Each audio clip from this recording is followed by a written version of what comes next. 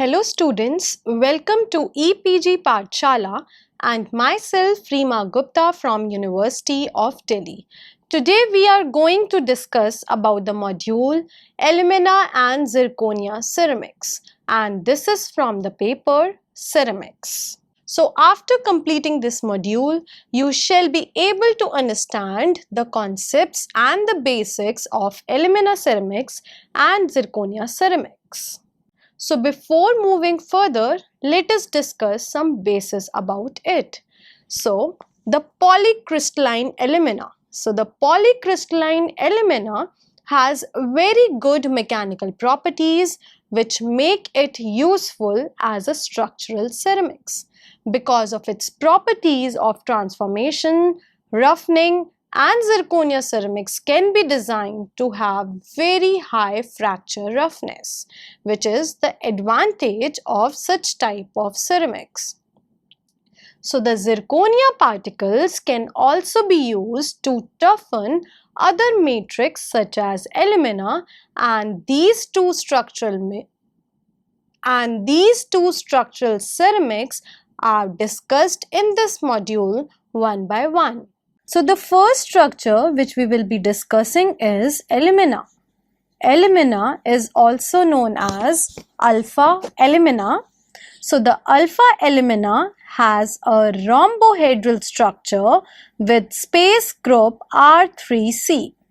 The lattice parameters at room temperature when referred to hexagonal axis are A is equal to 0.4759 nanometers and C is equal to 1.299 nanometers with a coordination number Z is equal to 6.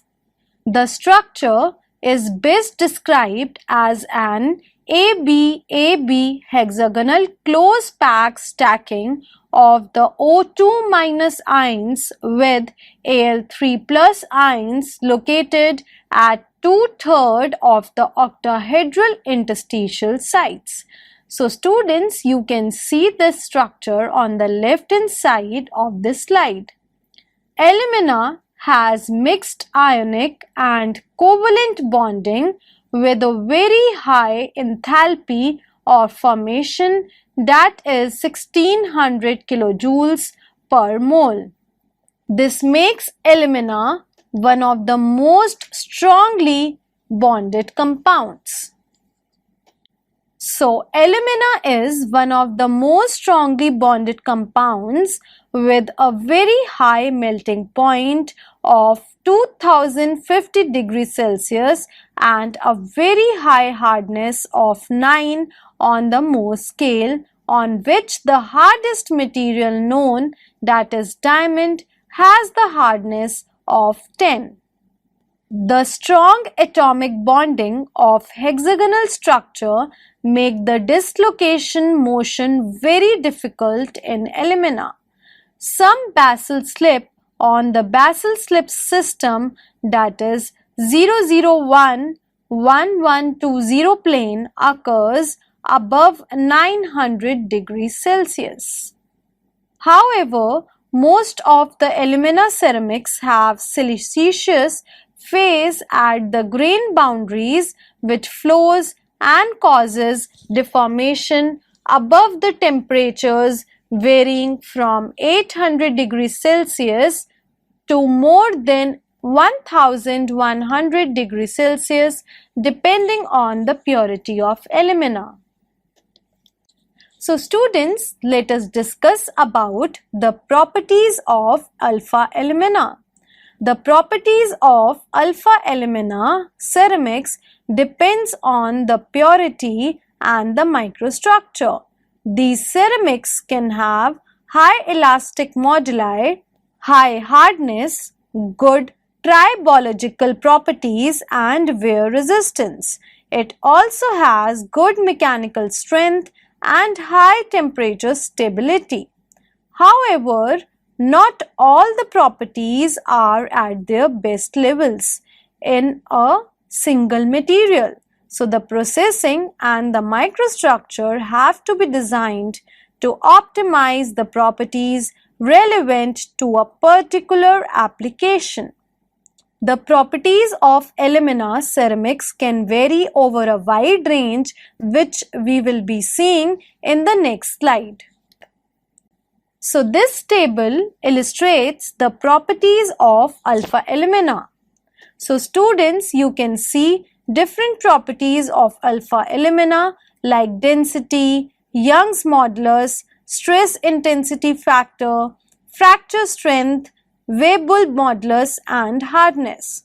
So students, you can see that the hardness of alpha alumina is 2100, whereas the density is 3.98 gram per centimeter cube. Whereas the Young modulus is 400 gigapascal at room temperature, whereas the stress intensity factor is 3.44 with the units meganewton per minus 3/2. However, the fracture strength, that is in bending, is found to be 400 megapascal, whereas the coefficient of thermal expansion, that is alpha, varies from 5.5 to 10 into 10 to power minus 6 per Kelvin. Moreover, the melting point of alpha alumina is 2050 degrees Celsius. Manufacture of alpha alumina. The bauxite is the ore used to manufacture alumina.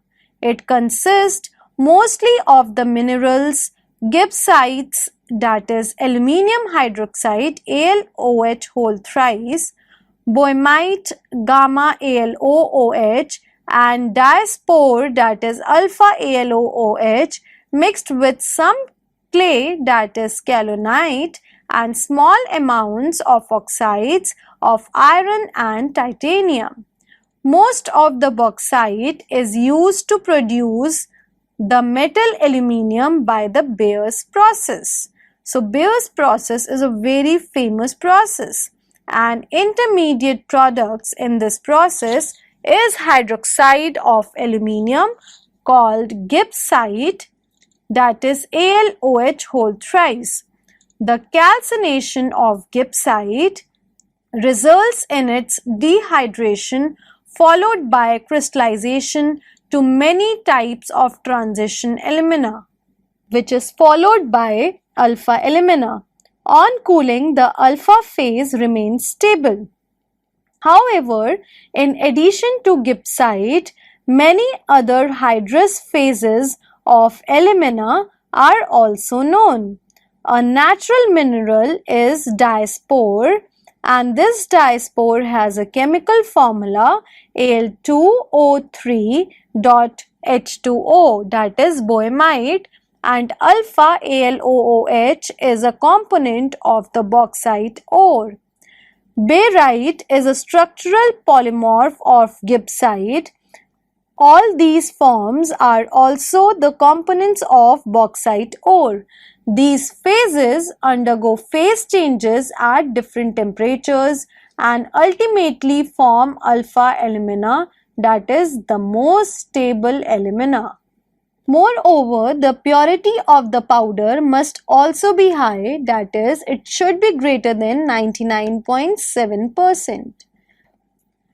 The alpha alumina powder needed for the preparation of ceramics is obtained by heat treatment of the transition aluminas at temperatures of about 1100 to 1250 degrees Celsius and then milling. So the product is called calcined aluminas.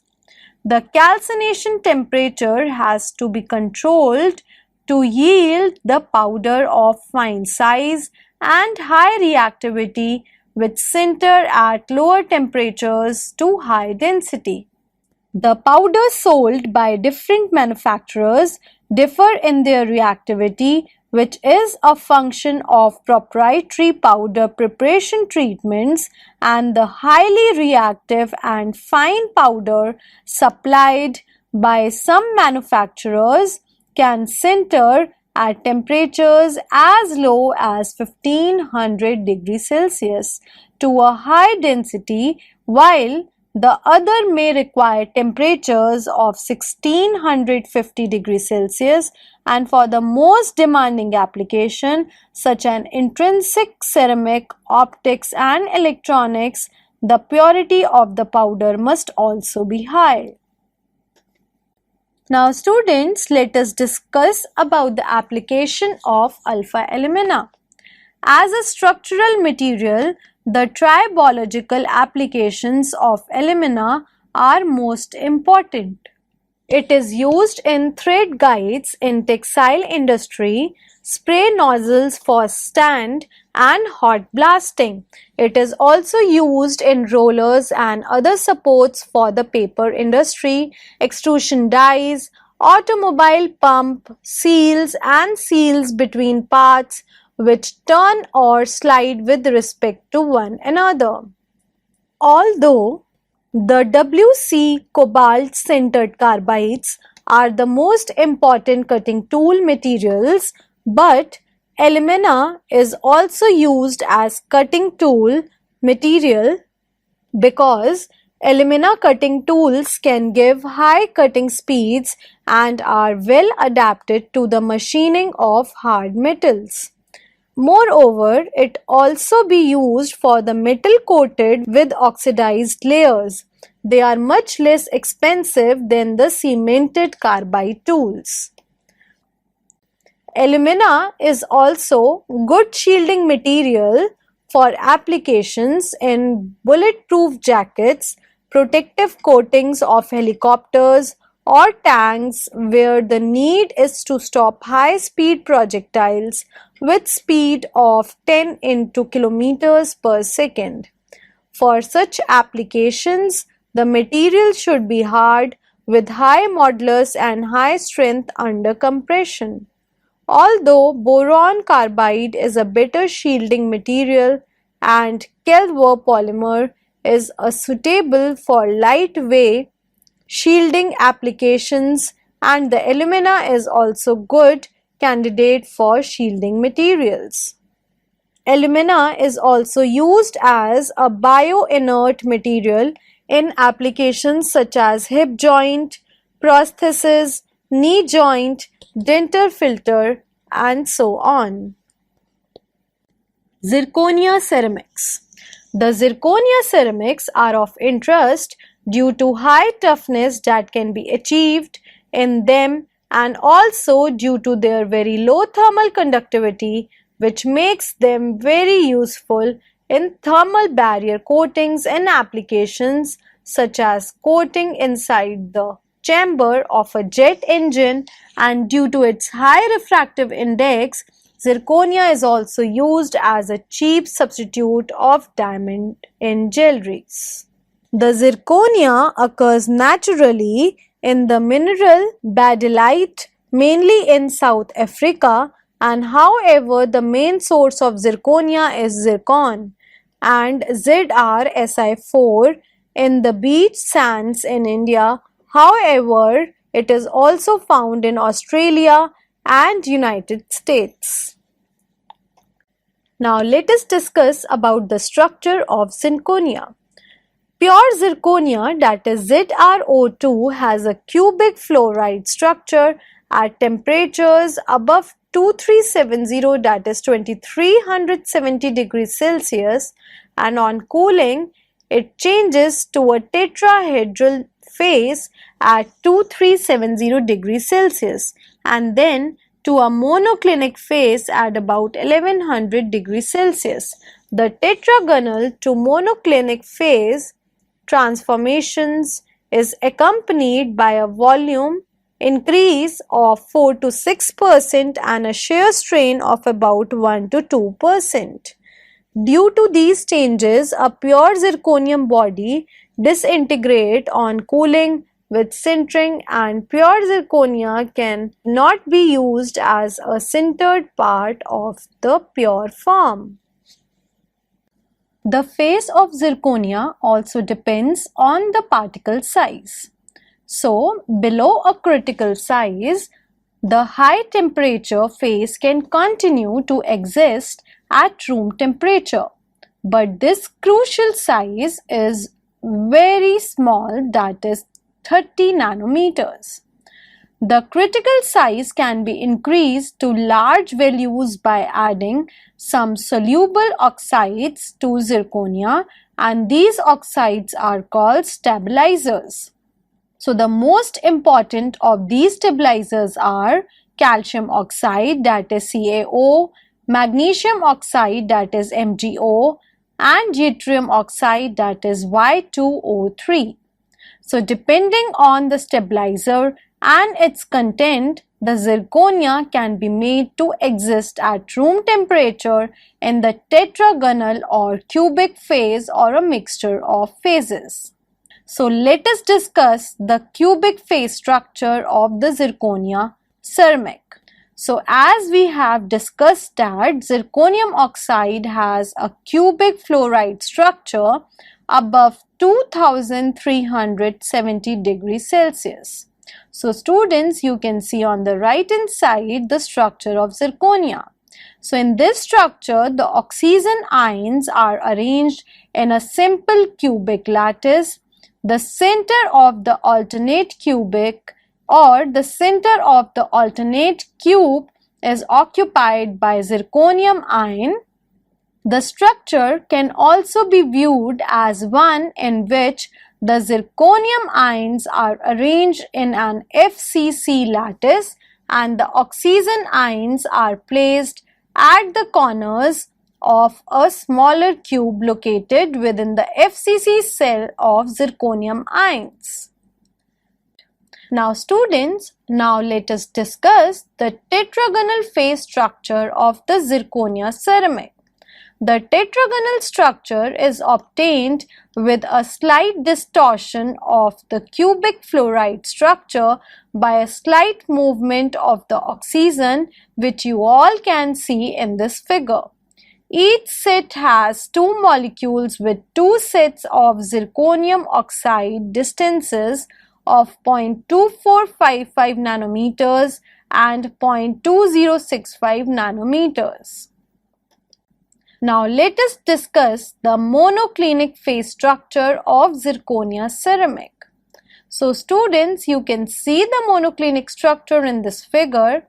So the zirconium ions in the monoclinic structure have coordination number 7 instead of 8 in the tetragonal and the cubic forms. So there are two sets of oxygen ions which are on different planes, that is O1 and O2. The O1 atoms are tetrahedrally coordinated while the O2 atoms are triangularly coordinated.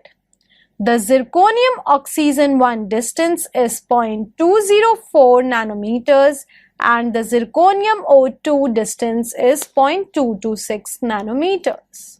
So students, in this figure you can see the three structures of zirconium oxide.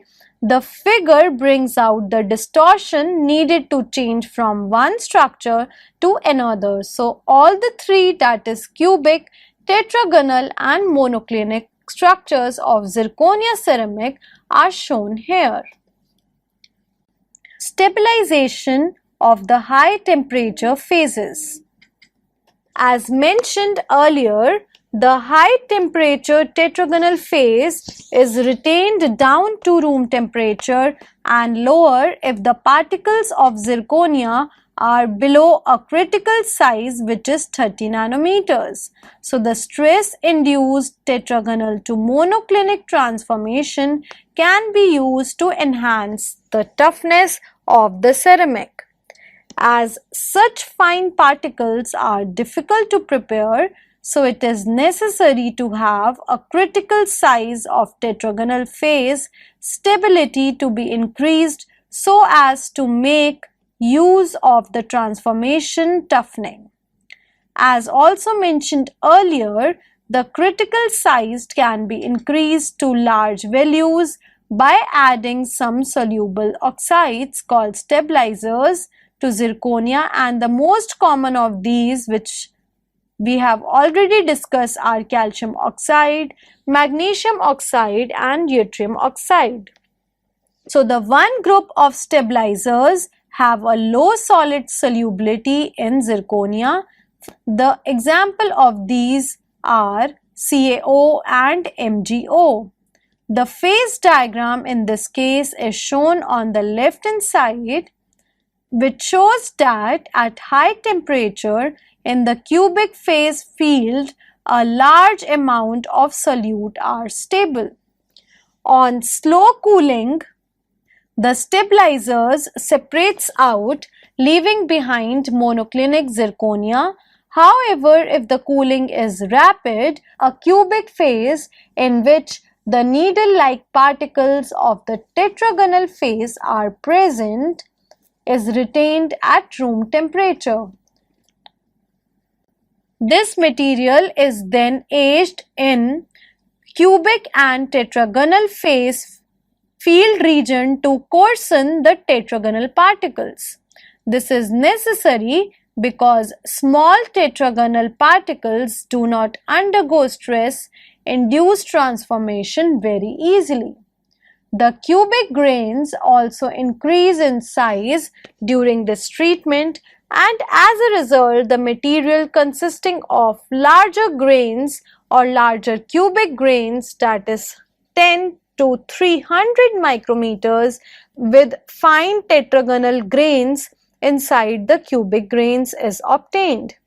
The material is called partially stabilized zirconia, and due to large grain size, these materials have a low strength of the order of 700 to 800 megapascal, and the strength can be increased if the fine powder prepared by chemical routes are used.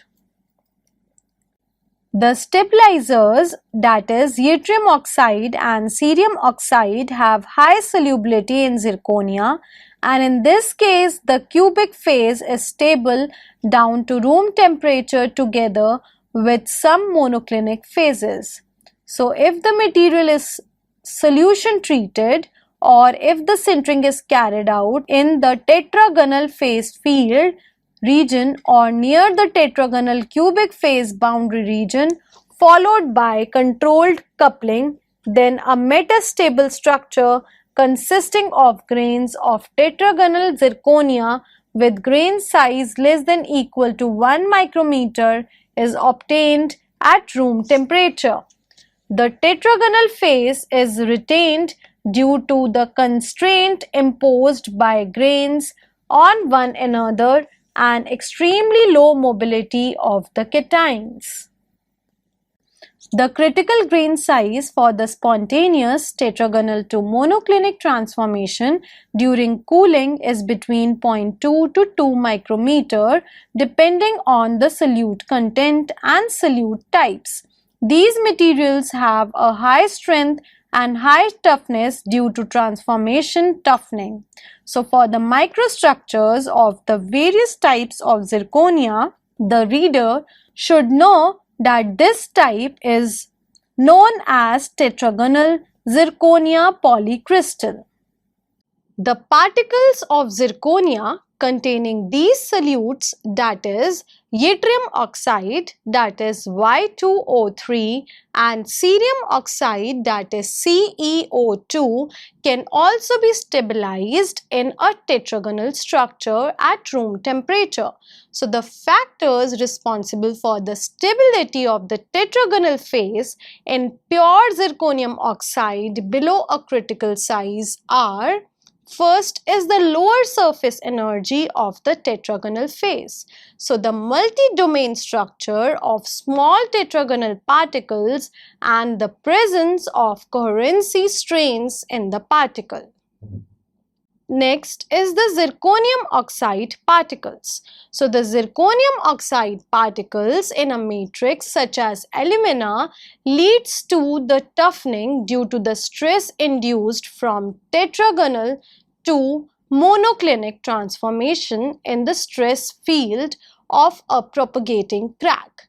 This results in the large enhancement in the fracture toughness.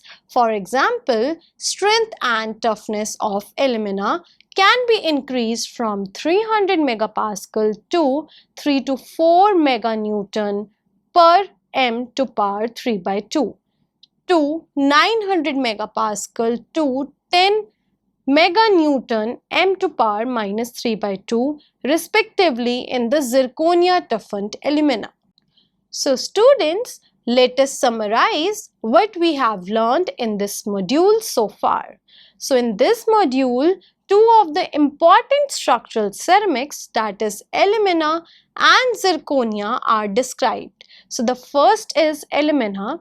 So in alumina, we understood that the alpha alumina has a rhombohedral structure with the space group, which is already detailed in this module. The lattice parameter at room temperature when referred to hexagonal axes are A is 0.4759 nanometers and C is 1.299 nanometers with a coordination number as 6. The structure is best described as an AB-AB hexagonal closed packing stacking of the O2- ions with Al3+ ions located at 2/3 of the octahedra interstitial sites. So the mixed covalent and ionic bonding we have also read in this module, and these two bonding result in very high hardness, that is 9 more on the scale, and a very high melting point can be achieved, which is 2050 degrees Celsius. The strong atomic bonding and hexagonal structure make the dislocation motion very difficult in alumina, and some basal slips on the basal slip system occurs above 900 degrees Celsius. So most of the alumina ceramics have siliceous phases at the grain boundaries, which flows and causes the deformation above the temperatures varying from 800 degrees Celsius to more than 1100 degrees Celsius depending on the purity of the alumina. So the properties of alumina which we have read are high elastic moduli, high hardness, good tribological properties and wear resistance. It also has good mechanical strength with high temperature stability. But not all at the same time. The properties have to be optimized for a given application by controlling the purity and the microstructure. So the preparation also matters, how we are preparing the ceramics. So it is prepared from bauxite ore. A thermochemical process is utilized where the heat treatment of the transition aluminas obtained from bauxite at temperatures of about 1100 to 1250 degrees Celsius, and then milling was performed where alpha alumina powder needed for the preparation of structural ceramics. So the applications depend upon the structural materials. The tribological applications of alumina are most important, and these include thread guides in textile industry, spray nozzles for sand and hot blasting, rollers and other supports for the paper industry. Some of the other applications are extrusion dies, automobile pump seals and seals between parts which turn or slide with respect to one another. Alumina also has application in cutting tool, as shielding material in bulletproof jackets, as protective coating for helicopters and tanks, as well as bioinert material, zirconia.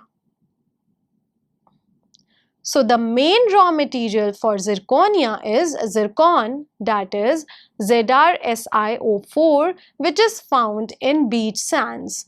So the details of the zirconia we have also discussed in this module, and the pure zirconia, that is ZrO2, has a cubic fluoride structure which we have learned, and it is at the temperatures above 2370 degrees Celsius. And on cooling, it changes to tetragonal phase at 2370 degrees Celsius and then to monoclinic phase at about 1100 degrees Celsius, which can be easily understood from the phase diagrams.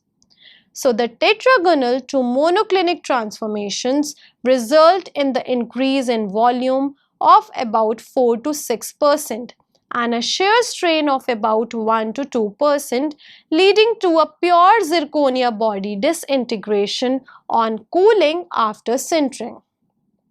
So pure zirconia can therefore not be used as a sintered part in the pure form. Zirconium oxide, that is ZrO2, has a cubic fluoride structure, and the tetragonal and monoclinic structures are obtained by distortion of the cubic structure. The tetragonal phase of pure zirconia can remain stable at room temperature if the particle size is very small. So in the module we read that various factors are responsible for the stabilization of the tetragonal phase below the critical size, which involves lower surface energy of the tetragonal phase, multi-domain structure, and the presence of coherency strains in the particles.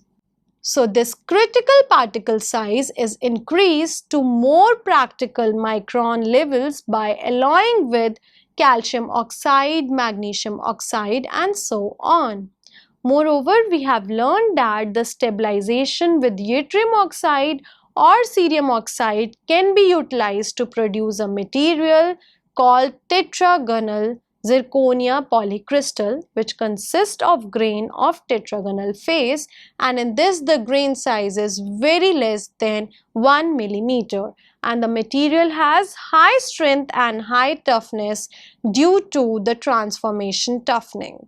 So similarly, as in the case of alumina, we have read in zirconia also how the structure is changing from one to another with changing various parameters, like in case of tetragonal zirconium oxide particle in a matrix, the toughening is due to the stress induced when the tetragonal is transformed to monoclinic in the stress field and result in large enhancement of fracture toughness.